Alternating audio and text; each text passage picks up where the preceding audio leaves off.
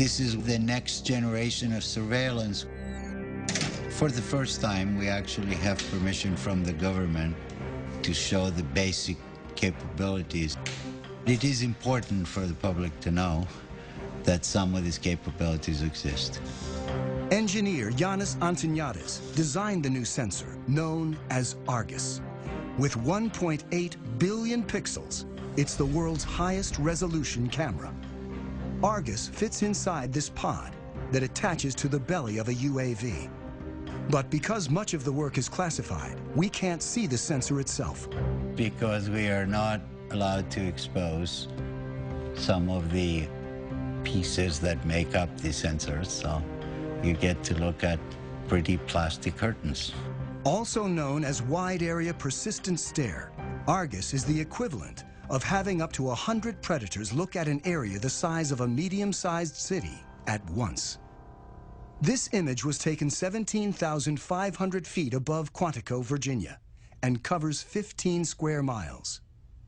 This whole image is at a very, very fine resolution. So if we wanted to know what is going on in any spot along this image, say near this building at this intersection, we can generate a moving image that shows what's going on in the area.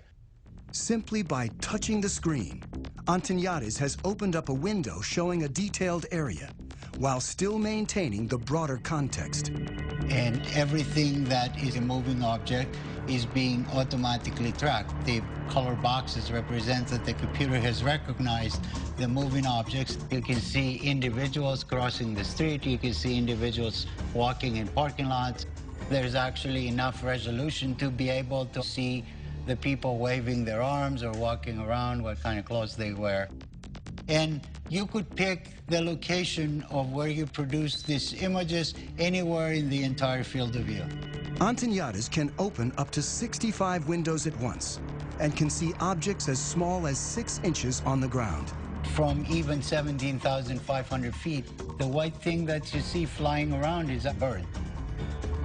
Argus streams live to the ground and also stores everything, 1 million terabytes of video a day, which is the equivalent of 5,000 hours of high-definition footage.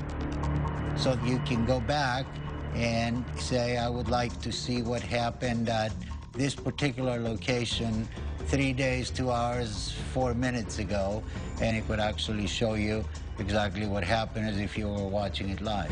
To create the world's highest definition camera, Antoniadis needed to design a new imaging chip. But DARPA, the project's funder, wanted to move fast and keep costs down. So he borrowed technology that most people have in their pockets. Inside this cell phone, okay, we find a tiny little camera. So if you were to take off the majority of it, you'd be left with an imaging chip. If you were to take 368 of these and make a big mosaic out of them and start shooting images, now you have Argus. Unlike the Predator camera that limits field of view, Argus melds together video from each of its 368 chips to create a 1.8 billion pixel video stream. This makes it possible to zoom in and still see tremendous detail. Whether Argus has been deployed in the field is classified. I'm not at liberty to discuss plans with the government, but if we had our choice, we would like Argus to be over the same area 24 hours a day, 7 days a week. That's not very easily achievable with manned platforms. This is where UAVs come in, and they're absolutely the perfect platform.